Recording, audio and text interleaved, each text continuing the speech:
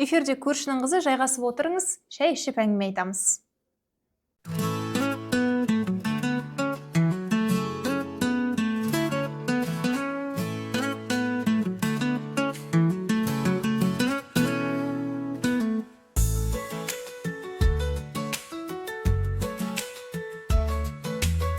Отбасымызбен жақсы көретін Олимпиада чемпионын өз орынбасары соққыға жығыпты.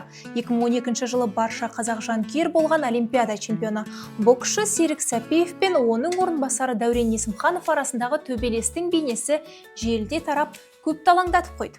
Көршілердің WhatsApp группасында тараған видеода Серік Сәпиевті самбо және жауынгерлік самбодан Азия мен әлем чемпионаттарының жүлдегері, джиу-джитсудан әлем чемпионы Сәпиевтің орынбасары ұрып, есіктен шығарып, артынша кабинеттің есігін тарс жапқаны байқалады. Спортшы осы оқиғадан соң бала кезімнен бапкерлерім маған рингтен тыс жерде күш қолдануға болмайтынын үйретті деп пост жазды. Ал туризм және спорт министрі Ербол Мырзабосынов екі спортшы да мемлекеттік қызметке тағайындалмас бұрын барлық критерийлерден өткенін айтып, қызметтік тексерісті талап еткен.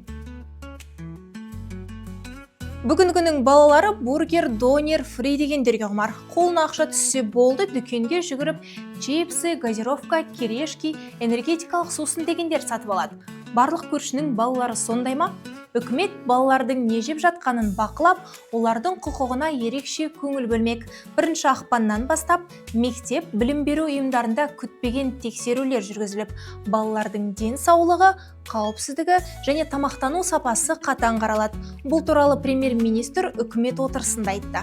Бектенов жасөспірімдерді зиянды тағамнан қорғау үшін шаралар әзірлеуді арнайы денсаулық министріне тапсырды. Айтпақшы, естідіңіз бе? Енді үкімет қайдан қанша теңге тауып отырсың, оны қайда құртасың, қайда қыдырайын деп жатырсың, бәрін көріп, тексеріп отыратын бопты. Қаржы вице-министрі Ержан Біржанов 2026 жылдан бастап Қазақстанда азаматтардың кірісі мен шығысы үнемі тексерілетінін хабарлады. Енді кім қайда ұшып жатыр, билетті қаншаға алғанын, қандай мүлкі бар екенін, кімнің ақшасы қайдан кеп жатқанын да қадағалай алады.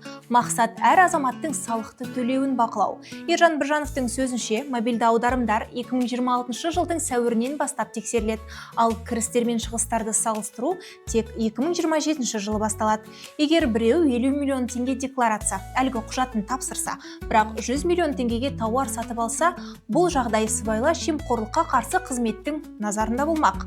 Ең қызығы, қарапайым халықтың да, әкім, депутат, министр, шенеуніктердің де қаражаты бір жүйемен тексеріліп назарда болады екен.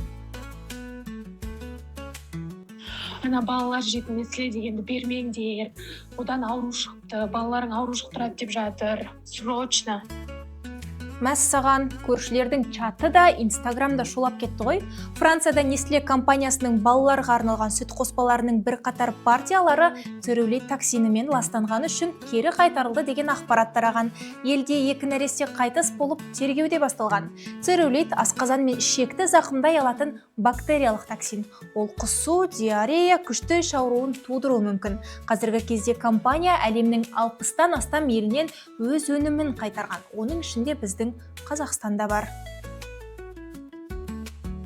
Билет қалтада, ұшақ менсіз қайда ұшады демеңіз. Себебі ұшақтан орын таппай қалуыңыз әбден мүмкін. Дәл осындай жағдай өзіміздің Қарағандыда болған. Ер адам Астана, Фукуок, Астана бағыты бойынша билет алған. Дегенмен ұшуға бір күн қалғанда рейсте овербукинг жарияланған. Ол дегеніміз ұшақта орын санына қарамастан артық билеттерді сата беру. Жолаушы өзіне келтірілген моральдық және материалдық шығын үшін сотқа жүгініп 50 мың теңге өндіріп алыпты. Баяғыда айтысты теледидар радиодан тыңдасақ, бүгінгінің айтыскерлері желіні жарып жүр. Инстаграмда айтыскерлер арасында шағын соғыс басталған. Жандарбек Бұлғақов бірнеше күн бұрын қазақстандық әнші еңліктің әндерін сынға алып, мынау не ән деп мысқылдаған. Солайша желі екіге бөлінді. Бірі оны қолдаса, бірі қызға тиіспей-ақ басқа нәрсе айтпас па деп қарсы шықты. Әнші еңлікті қолдап, жансырымға жауап ретінде Балғынбек Имаш інілерін сабырға шақырып, рэп форматында ән арнады.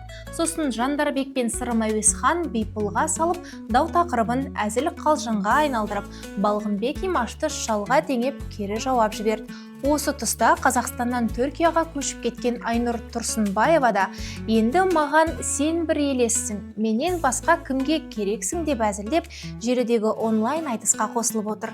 Желі жұрты заманауи айтыс жалғаса берсін деп асыға күтуде. Көршінің қызын жоғалтып алмас үшін арнаға тіркеліп алыңыз. Ас болсын.